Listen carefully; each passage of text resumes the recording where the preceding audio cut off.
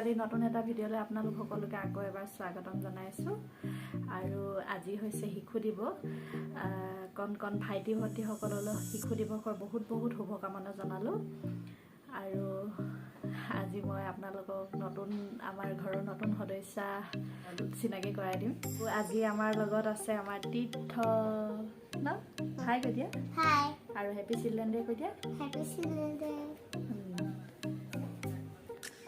আৰু এইফালে আছে আমাৰ অংশু হেপী চিলড্ৰেন ডে কৈ দিয়া হেপী চিলড্ৰেন ডে তাৰপিছত কাইলৈ গেম হ'ব ন স্কুলত তোমাৰ নামটো কৈ দিয়া অংশু ভালকৈ মোৰ নাম অভিনন্দন ৰাজকুমাৰ তীৰ্থ কৈ দিয়া My name is Titha Thomas.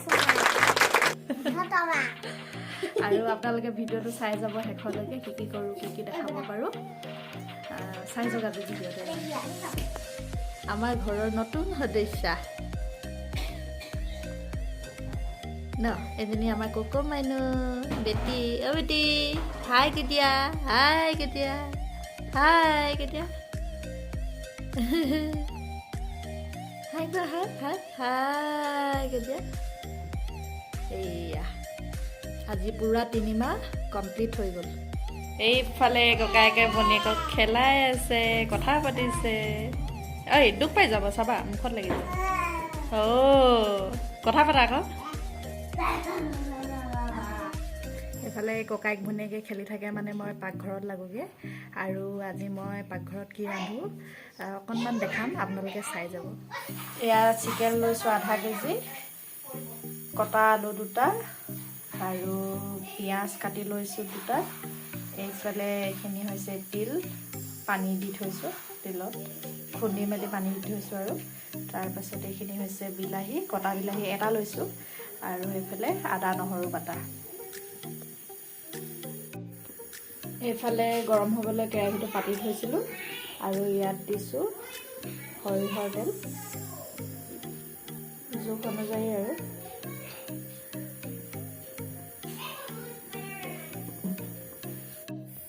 এইফালে মোৰ তেল গৰম হৈ গ'ল আৰু এতিয়া দি দিম পিঁয়াজখিনি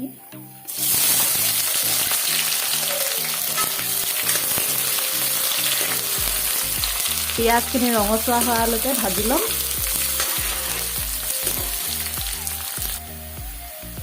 এইফালে মোৰ পিঁয়াজখিনি ৰঙচুৱা হৈ গ'ল আৰু এতিয়া দি দিম জোখ অনুযায়ী হালধি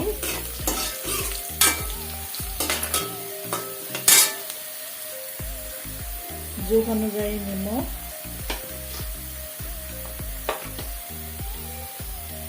আৰু এতিয়া দি দিম বিলাহীখিনি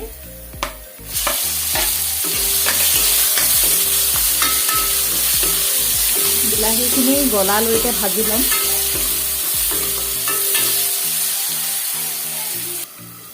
আৰু মই এই ৰেচিপিটোত কোনো ধৰণৰ মছলা ব্যৱহাৰ নকৰাকৈ বনাম কাৰণ নহ'লে তিলৰ যিটো সোৱাদ আছে সেই সোৱাদটো নোহোৱা হৈ যাব আৰু এতিয়া দি দিম আদা নহৰু বাটা আৰু মই আদা নহৰু অলপ দেৰিকৈ দিছোঁ আৰু ইয়াৰ অকণমান কেঁচা সোৱাদটো থাকিলে ভাল লাগে খাবলৈ সেইটো কাৰণে দেৰিকৈ দিছোঁ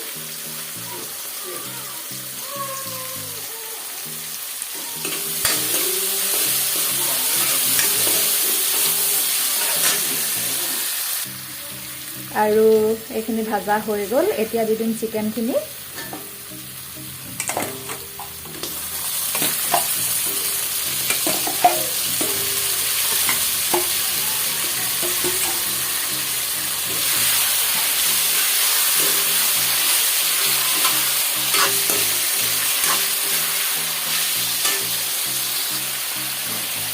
এনেদৰে ঢাকন নিদিয়াকৈ অলপ সময় ভাজি ল'লোঁ কেঁচা হেৰিটো যোৱাৰ পাছত এতিয়া দি দিম কাটি থোৱা আলু কেইপিচ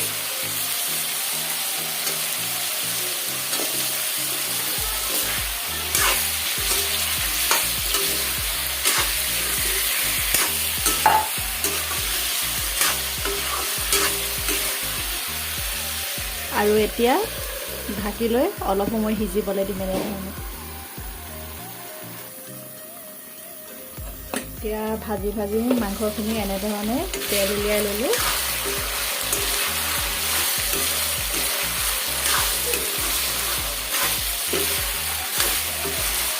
আৰু এতিয়া দি দিম এই পানী দি থোৱা খুন্দি থোৱা তিলখিনি। এইখিনি দি দিম। আপোনালোকে পানীৰ পৰিমাণ বেছি কম বেছি কৰিব পাৰে। জোল খাওঁ বুলি ক'লে অলপ বেছিকৈ পানী দি ল'ব।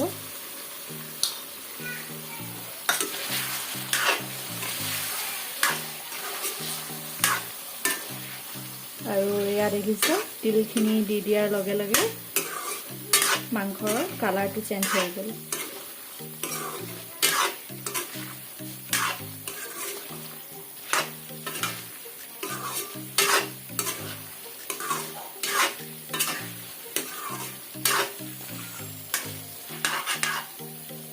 এতিয়া এনেধৰণে ঢাকোন দি অলপ সময় সিজিবলৈ দিম।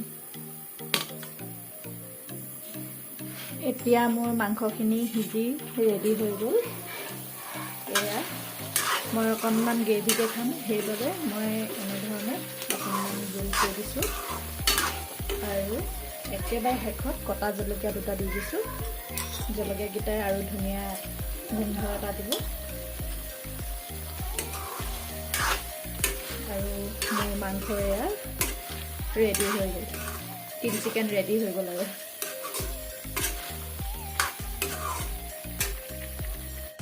এইফালে আমাৰ বেটা আৰু অংশু খেলি আছে। অংশু হাই কৈ দিয়া। তীৰ্থ সেইফালে ব্লক খেলি আছে দুয়োটাই। আৰু আপোনালোকক আমাৰ বাহিৰৰ দৃশ্যটো দেখাম। এইজোপা ফুল ফুলি আছে, ইফালে এইজোপা কলপুলি এটা দি থৈছোঁ ইয়াতে। এইজোপা তুলসী। এইখিনি আমাৰ বাহিৰৰ দৃশ্য।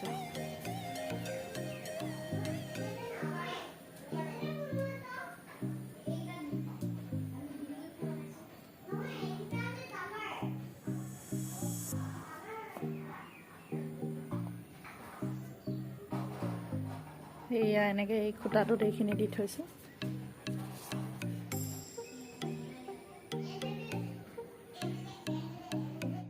এইফালে তিল চিকেন, এইফালে দালি আৰু এইফালে ভাত। এইফালে ৰেডি হৈ গ'ল আমাৰ থালিখন। এতিয়া মোৰ চিকেন টিকেন বনাই ৰেডি হৈ গ'ল। আৰু ভিডিঅ'টো চাই কেনেকুৱা পালে আপোনালোকে সকলোৱে জনাব। আজি ভিডিঅ'টো ইমানখিনিতে সমাপ্ত কৰিছোঁ। যদি ভিডিঅ'টো চাই ভাল পালে তেনেহ'লে লাইক, শ্বেয়াৰ, ছাবস্ক্ৰাইব আৰু লগতে থকা বেল আইকনটো ক্লিক কৰি দিব। আৰু আজিলৈ বাই।